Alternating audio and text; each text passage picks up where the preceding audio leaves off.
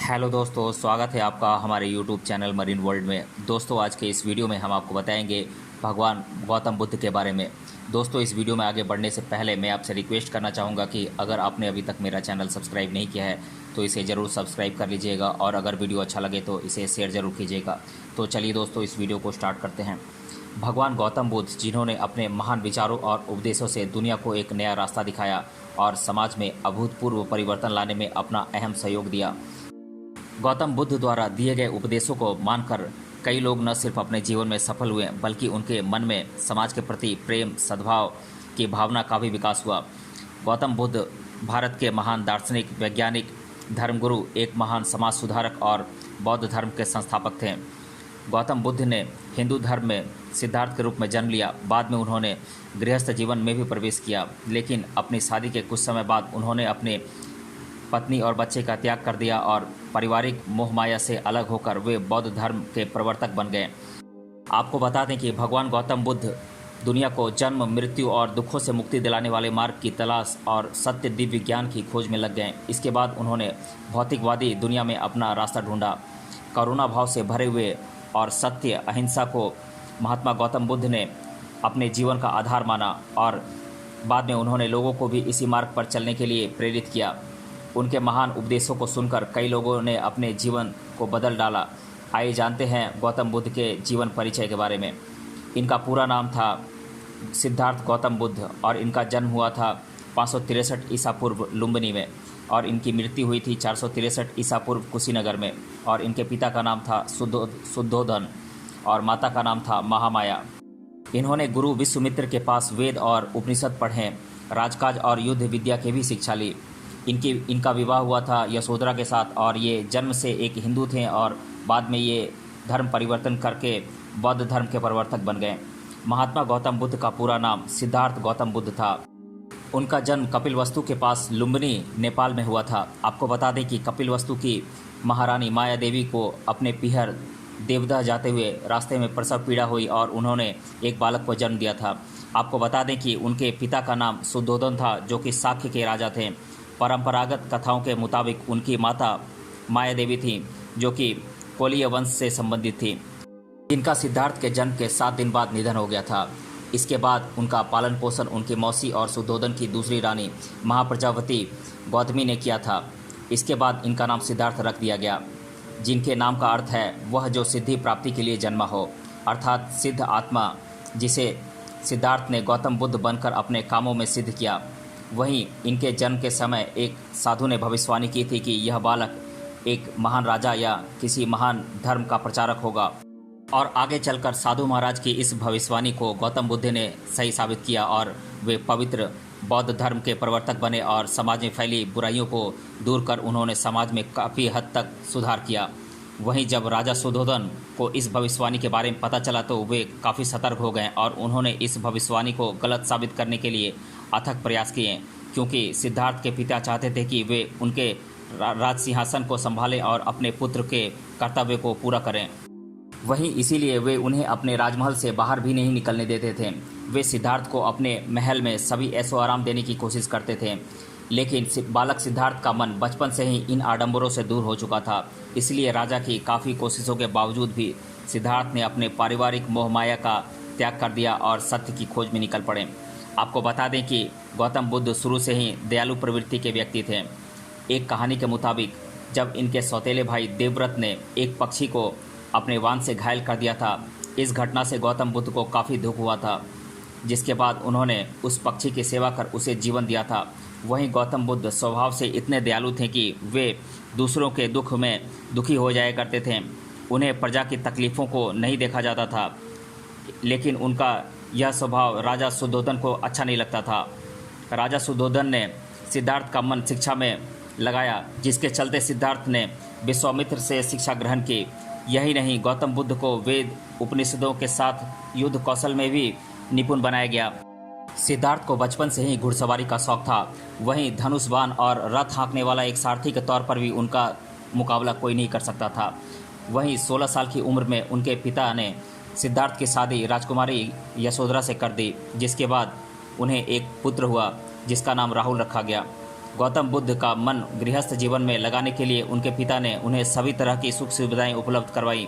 यहाँ तक कि सिद्धार्थ के पिता ने अपने बेटे के भोग विलास का भी भरपूर बंदोबस्त किए थे।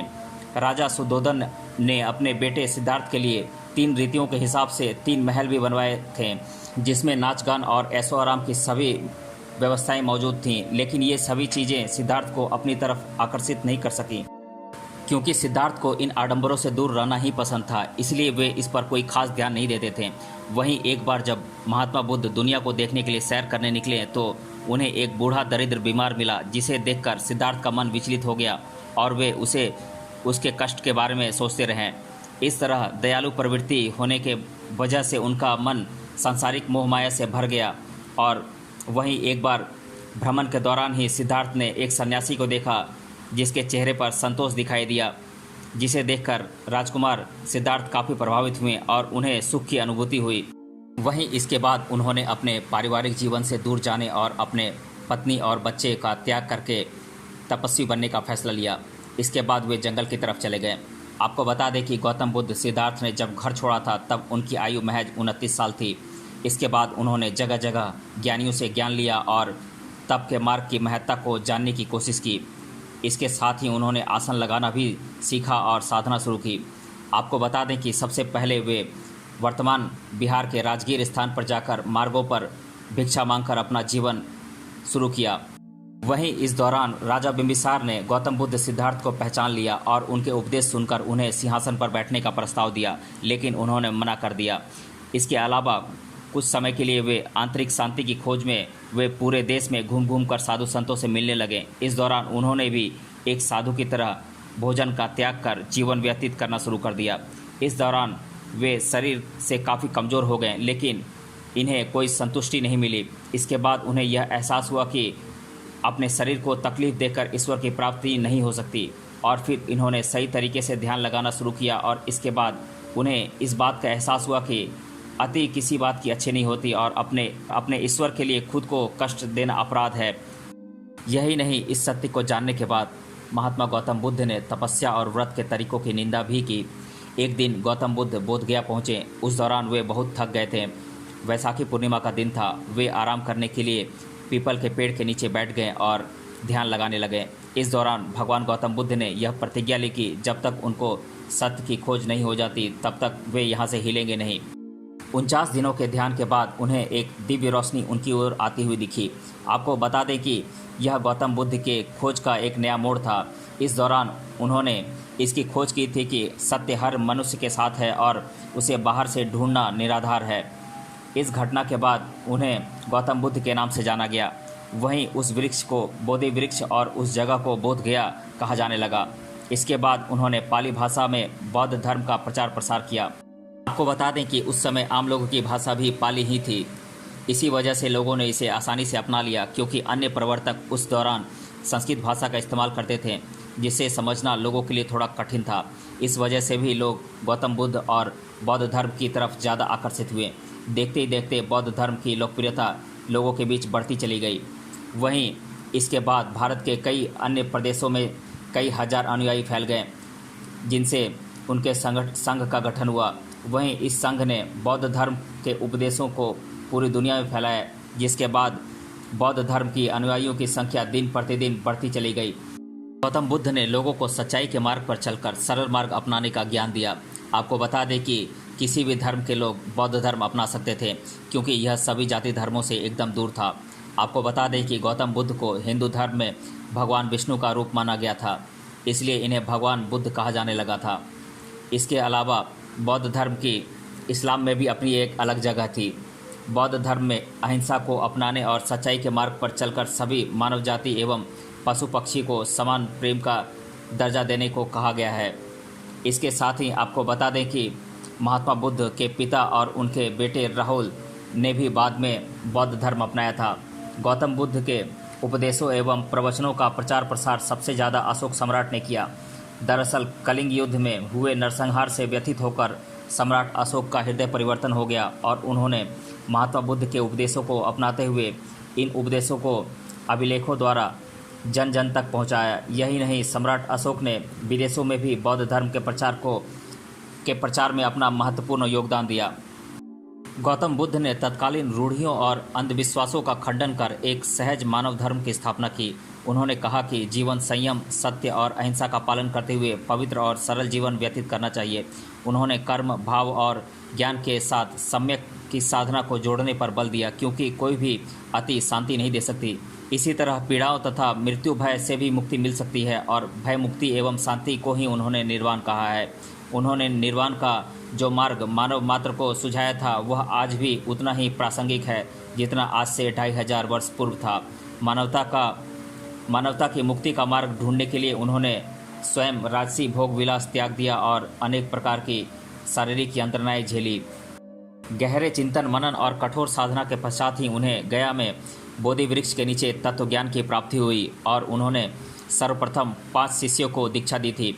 आपको बता दें कि 80 साल की आयु में गौतम बुद्ध ने अपने निर्वाण की घोषणा की थी। समाधि धारण करने के बाद गौतम बुद्ध के अनुयायियों ने बौद्ध धर्म का जमकर प्रचार प्रसार किया था। उस दौरान महात्मा बुद्ध द्वारा दिए गए उपदेशों को जन जन तक पहुंचाने की कोशिश की गई थी और बड़े स्तर पर लोगों ने बौद्ध धर्म के उपदेशों का अनुसरण भी किया। भारत के अलावा भी चीन, Thailand, Japan, Korea, Mongolia, Burma, Sri Lanka जैसे देशों ने बौद्ध धर्म को अपनाया था। तत्पश्चात अनेक प्रतापी राजा भी उनके अनुयायी बने थे। उनका धर्म भारत के बाहर भी तेजी से फैला और आज भी बौद्ध धर्म चीन, जापान आदि देशों में प्रधान धर्म है। उनके द्वारा बताई गई बातों को स्थानीय लोग बड़ी श्रद्धा से मानते थे और उनकी मृत्यु के बाद भी लोग उनके द्वारा बताए गए रास्तों पर चलते थे और उनकी बातों का पालन करते थे। उनकी बातों को कई लोगों ने अपने जीवन में अपनाकर अपना जीवन समृद्ध और सरल बनाया और उनकी मृत्यु के 400 साल बाद भी लोग उन्हें भगवान के रूप में मानते थे। महात्मा बुद्ध के उपदेश बड़े ही सीधे और सरल थे। उन्होंने कहा था कि समस्त संसार दुखों से भरा पड़ा है और यह दुख का कारण है इच्छा या तृष्णा। इच्छाओं का त्याग कर देने से मनुष्य दुखों से छूट जाता है। उन्होंने लोगों को यह भी बताया कि सम्यक दृष्टि, सम्यक भाव, सम्यक भाषण, सम्यक व्यवहार, सम्यक निर्वाह, सत्य पालन, सत्य विचार और सत्य ध्यान से मनुष्य की तृष्णा मिट जाती है और वह सुखी रहता है। भगवान बुद्ध के उपदेश आज के समय में भी बहुत प्रासंगिक हैं। महात्मा बुद्ध का जीवन वाकई प्रेरणा देने वाला है। उन्होंने मानवता की मुक्ति का मार्ग ढूंढने के लिए उन्होंने खुद राजसी भोग विलास का त्याग कर दिया और कई तरह की शारीरिक परेशानियों का सामना किया। उन्होंने ज्ञान और सत्य की खोज के लिए कठोर साधना की, जिसके बाद ही उन्हें बिहार में बोधि वृक्ष के नीचे तत्वज्ञान की प्राप्ति हुई। आपको बता दें कि महात्मा बुद्ध ने अपने 5 शिष्यों को शिक्षा भी दी थी। यहाँ तक कि बुद्धिमान और प्रतापी राजा भी महात्मा बुद्ध के उपदेशों को ध्यानपूर्वक सुनते थे और उनका अनुसरण करते थे और वे भी गौतम बुद्ध के अनुयायी बन गए थे। इस तरह बौद्ध धर्म भारत में ही नहीं बल्कि पूरी दुनिया में बड़ी तेज़ी से फैल गया था।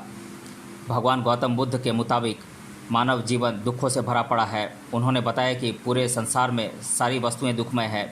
इसके अलावा भगवान गौतम बुद्ध ने मानव जीवन और मरण के चक्र को दुखों का मूल कारण माना और बताया कि किसी भी धर्म का मूल उद्देश्य मानव को इस जन्म और मृत्यु के चक्र से छुटकारा दिलाना होना चाहिए। महात्मा गौतम बुद्ध ने संसार में व्याप्त न सिर्फ दुखों के बारे में बताया है बल्कि दुख उत्पन्न होने के कई कारण भी बताए हैं। इसके अलावा भगवान गौतम बुद्ध ने दुखों से छुटकारा दिलाने के मार्ग को भी बताया है। आपको बता दें कि इसके लिए बुद्ध ने अष्टांगिक मार्ग को उपयुक्त बताया है। आइए जानते हैं अष्टांगिक मार्ग के बारे में। सम्यक दृष्टि, सत्य तथा असत्य को पहचानने की शक्ति। महात्मा बुद्ध के मुताबिक जो भी शख्स दुखों से मुक्ति पाना चाहता है उसमें सत्य और असत्य को पहचानने की शक्ति होनी चाहिए। सम्यक संकल्प, इच्छा एवं हिंसा रहित संकल्प। महात्मा बुद्ध के मुताबिक जो लोग दुखों से मुक्ति पाना चाहते हैं उन्हें ऐसे संकल्प लेने चाहिए जो कि हिंसा रहित हो और उनकी इच्छा प्रबल हो। सम्यक वाणी, सत्य एवं मृदु वाणी। दुखों से निजात पाने के लिए महात्मा बुद्ध ने सम्यक वाणी का भी वर्णन किया है। बुद्ध की माने तो सत्य और मधुर बोलने से इंसान को सुख की अनुभूति होती है और दुख उनके आसपास नहीं भटकता है। इसके अलावा अन्य मार्ग हैं जैसे कि सम्यक कर्म, सम्यक आजीव, सम्यक व्यायाम, सम्यक स्मृति और सम्यक समाधि।